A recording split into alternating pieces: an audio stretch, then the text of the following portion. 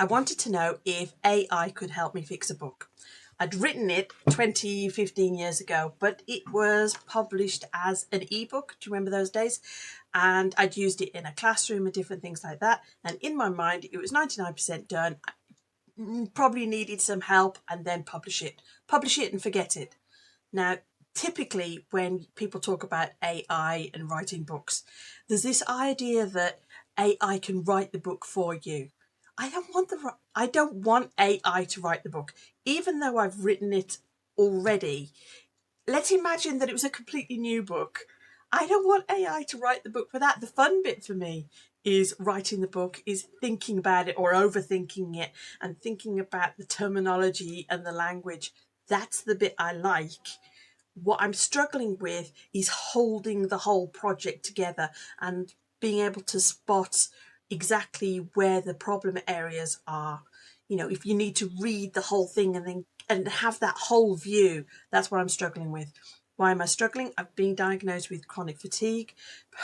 It could be any reason, couldn't it? It's just like not having a big block of time and energy to focus on it and to fix the problem. And I think the point of AI is that we do the things that we find fun, and then AI supports us and helps us do the other things. Now, this isn't about being a huge success on YouTube. It's not doing me any good by being in a box under the bed. Put it out there. Who knows who it could be of value to? And as I say, it's that sense of it's almost written. And at the same time, it was a project. So there are things that AI did terribly, terribly. And part of it is because of my poor prompts. I'm sure of that. And there are things that it did which were pretty useful to me in terms of moving forward. So I was going to go through those. First of all, a couple of definitions. I was using Claude, Claude. I'd been told that it was good if you're interested in writing. I have seen videos about specific AI programs that help with writing, and you press a button and then it writes the whole thing. And it's like, I really wanted to stay away from that. I wanted to have more of a conversation. So you could use ChatGPT and different things like that. I was able to upload the whole of the book. The second thing is, if you haven't uploaded books to Amazon KDP before, you might not be familiar with the different checklists and things that you have to fill out. There is a section now for about AI, and it says AI assisted, which is you don't have to say anything more. AI assisted is it helps you with the title or something like that, or AI generated, where the whole thing was written by AI, and you do have to tick a box for that. Now, as I was going through the upload, I've done about 9 other books. As I was going through it, there was something which I hadn't really noticed before, which was images. And it says, does your book have a description element for the images?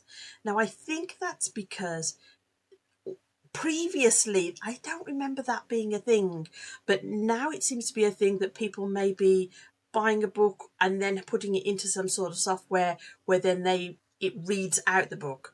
Now, clearly, if you have images and you have a description of it, that would be helpful for people in that situation. And it's important because I draw cartoons and I put cartoons in the books as kind of an emotional connection. I understand how you're feeling in this situation. And sometimes, well, a lot of the times it's about my kind of humour. So I had this in mind, and I thought, well, first of all, I thought, no, I don't. I just want to finish the book and get it over with. But as I progressed with AI, I started experimenting and doing different things with this as well. So I put the book into AI. It tells me, I ask specifically about tone, first of all, because it felt very teachery. And I thought, if this is going to become a book versus a workbook, then it needs to be a little bit more of a conversational tone. And I specifically asked about the introduction and the first couple of paragraphs. And it came back with suggestions. And it did definitely say, oh, no, it does sound, as a teacher, it is coming across as a workbook. And these are a few ideas for doing this other thing. I had said fairly early on in this introduction This is about feedback. This is about giving feedback in the workplace, and typically in quite a formal setting. I don't know, an appraisal or something like that. AI comes back, and this is exactly what it did. AI comes back, it says, forget formal situations. You need to be able to do feedback anytime, anywhere. And this conversation, and I thought, well, that defeats the whole point. And so for me, it was fairly clear from there on that AI was really pushing back and trying to rewrite the whole thing. I'd asked for assistance. I'd spoken about tone and I'd spoken about this, but they're completely changing the advice. And I wanted to give you an example of this. This book, typically, when I wrote it, was for people who have English as a second language. I was working with people who have master's degrees and lawyers and different things. And so the English was fabulous. But this particular type of thinking on your feet, when it had that emotional impact, they just wanted some guidance on. So it was really specific situation that I was helping with. And I mentioned a framework, which was Praise, Improve, Praise, which has got a lot of flack, and people say it's a bit trite and outdated and different things like that. As obviously I wrote this a while ago, and even when I wrote this, it was a little bit outdated, but it's super easy to remember.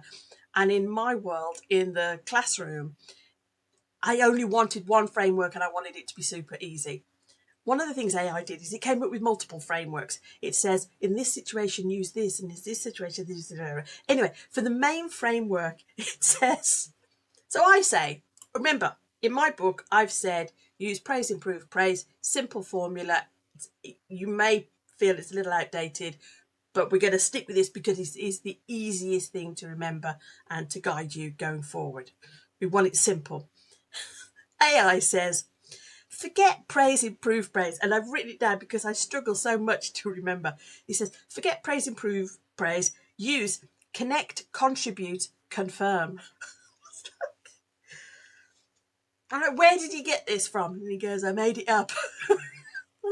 You've never been in a classroom. I mean, clearly it's an AI, and I know that AI is scooping up information, but it's also what they call doing these hallucinations. So it says, use the framework, connect. Honestly, every single time I have to look down here at my board and remind myself what it said, the framework, which is super easy to remember in the heat of a moment, having a thinking on your feet conversation where it's important. Connect, contribute, confirm.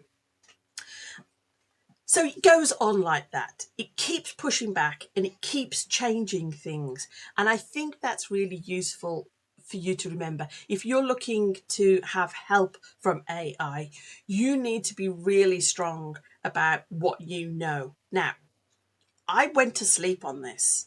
I kept it in. I say kept it in. I changed it to praise, improve, praise, but I put in brackets connect, contribute, confirm. I kept that in brackets because I thought, well, is that better for people and different things? And then I woke up the next morning and I thought, stuff and nonsense. I've been in the classroom. It's super hard to remember any framework when you're under pressure and you're having those kind of conversations, and especially in your second language.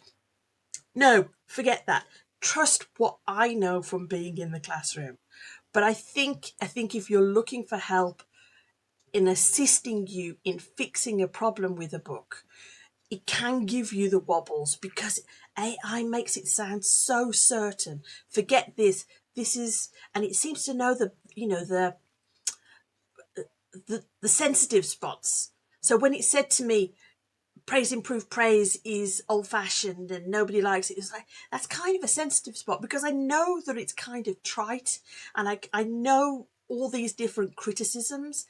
I just happen to know that in the classroom, making it as simple as possibly can be is really helpful. So it's kind of ground yourself, stick to your guns, and do different things like that. So those are all the things where that's the big thing, is that even though you may be going to AI to assist you, I felt like it wanted to take over and it wanted to generate the book.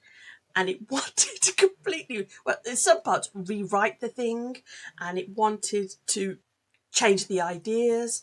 And what else was it saying? It was saying the importance of cultural sensitivity. Never mentioned that in my book. Now, I may mention it now in the final version of this book, only to say, don't worry about that side of things. Because again, we're making things so complex. Are they valuable? Yeah, that's a whole other book, isn't it? About knowing the cultural norms and in this AI hallucination, it was saying you need to know the cultural norms and you need to implement this framework and you need to. And you know what? The people that I've been working with have amazing English and they're working in English, but they may be living in their birth country. So they don't necessarily have to know the cultural norms for the workplace.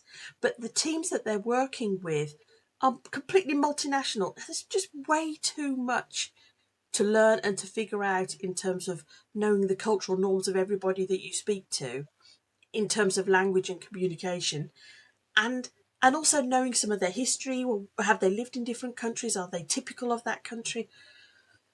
So yeah, that was another one, cultural norms. There was another thing, let me just have a look at hedging language. Hedging language. It says, it made quite a big point and it used quite a few different examples saying, and this is all in the this is all in the introduction, don't use hedging language. Don't say, maybe I think that if you try this, whatever.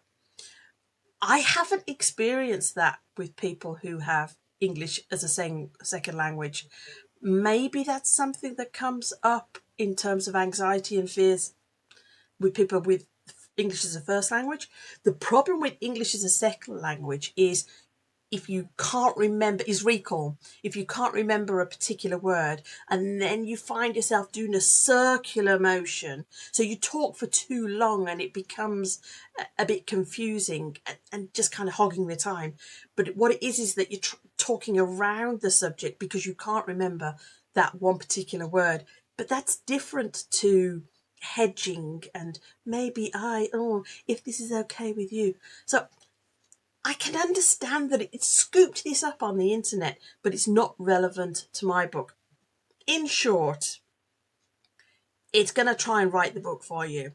You have to push back and say no and hold the reins in and stick to what you know and actually stop and think about the real life experience that you have had. Obviously, completely different with if you're writing fiction. I think the scary bit with fiction could be that you lose touch with that essence of your own instinct and gut about what's right. And I suppose that's what I'm saying with a non-fiction thing. Now, the other thing I wanted to mention, which it relates to the images, which I spoke about a little bit earlier, I'm adding cartoons. I'm now wondering what's going to happen if I put cartoons in the mix. And so I upload some cartoons to AI and I ask it to describe. Now, the first one it describes is interesting. It's the picture that I've got on the cover, and it's got a stop sign, and it gives a particular interpretation. Now, I've already asked humans about the interpretation of this cartoon. They've given a different interpretation, but I like the fact that there's two. I like the fact that it's a bit ambiguous. That's, for me, part of the fun of the cartoons, is that they can be misunderstood. And then it writes out a description, and I thought this could be really helpful if it writes out the descriptions, and that could be one of the jobs that it takes the weight off me and makes things a little bit easier if it writes the descriptions for the different cartoons. So I uploaded 39 cartoons that I wanted to put in the book, or were possibilities for putting in the book, and I asked it, write descriptions. It couldn't recognize the images. It didn't read the writing correctly. It completely misinterpreted the feeling of all of them. And I thought, this is an experiment. I'm going to calm down. I said the whole thing was an experiment. And I thought, and so I went 1 to 39 and I described the image. Didn't necessarily say, and it represents this, or sometimes it was important to, I was just describing the image. A girl is standing with her hands on the hips looking at a stop sign. She has a neutral expression on her face. So I wrote down all of these, uploaded it again, and it wrote out descriptions and got the feelings wrong and got the sentiments wrong. So this is one of those things with AI that you could say it was a fail, but it was also beneficial, because I realized that AI was having trouble understanding something, and AI, and even if it was doing it really well, it was understanding it one way where humans may understand it another way.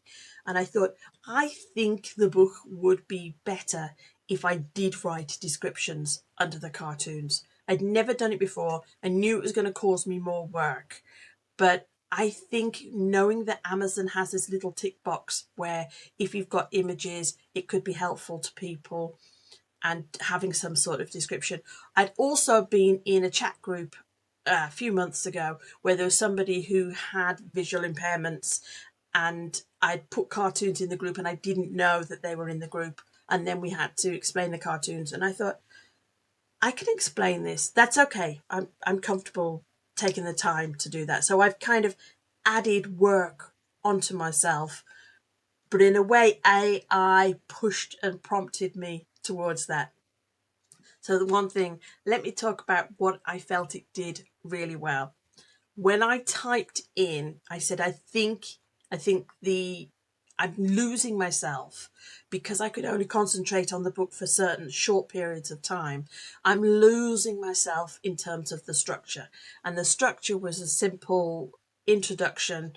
It was kind of little what, why, how, when, and then the advanced skills, a conclusion. It was kind of, what, why, how, when. Anyway, so it should be simple like that. But when I typed that into AI, it pointed at it. First of all, it wrote out as my contents page and mentioned and defined each of those, like what should be covered in that, why, the elements that should be covered, not the specific points, but if you were following that kind of structure for a non-fiction book, what typically would be covered in that, what typically would be covered in this section. And I found that super helpful to stop and to work my way through the book and say, oh, some of these things that I put in this one section actually should be in an earlier section. And this again is one of those things that if you're looking at a bigger project of a book, you just miss some of these things. So in the end, I made those changes, and I think that the book is better because of that. So I do think if you're looking for help as in the overall structure, and if you've got a non-fiction book and the structure should be as clear as possible, then I think AI could highlight some of those things. But be careful of it pushing back and rewriting the whole thing. So in conclusion, can AI help you fix the book that you've written? I think it was really helpful for me to feel like it was possible. At the very beginning, I put this off and put this off and put this off, but just thinking of this as a project that maybe AI can help a little bit got me started with that. The fails, it wants to rewrite it completely, and it wants to rewrite it based on any standard information it can find, and sometimes it's hallucinating and making things up completely. If you know your subject, you need to give yourself a day to remind yourself that I do know my subject and that's not what works, and don't let it do that. And thirdly, it did help in terms of spotting some weaknesses. The fact that it struggled with understanding the cartoons was helpful because it made me realise, one, that other tech might find it hard to understand if people are putting my book into a reader, for example. But also, it just highlighted that,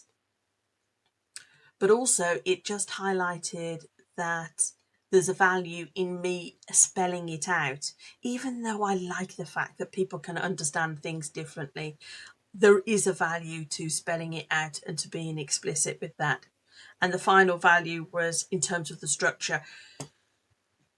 Sometimes I needed that sense of a weight being lifted off me, of put it back in there. Am I sticking to these sections again? Am I sticking to these sections? Because I wasn't able to sit and read through the whole book. I did this once. It took me 3 hours and I was quite ill afterwards. And I thought that's not something that I can keep doing, to keep refining and being clear on the structure. I need a little bit of support with that. So all the lessons that I learned from fixing the AI book, or the feedback book in AI, all the lessons that I learned from fixing the feedback book in AI. The book will be coming out on the 25th of July. Yeah, just had to remember what month it was. And it will be out there and be published. And then I can move on and start finishing other books that I've been working on. Hope that helps you. Bye-bye.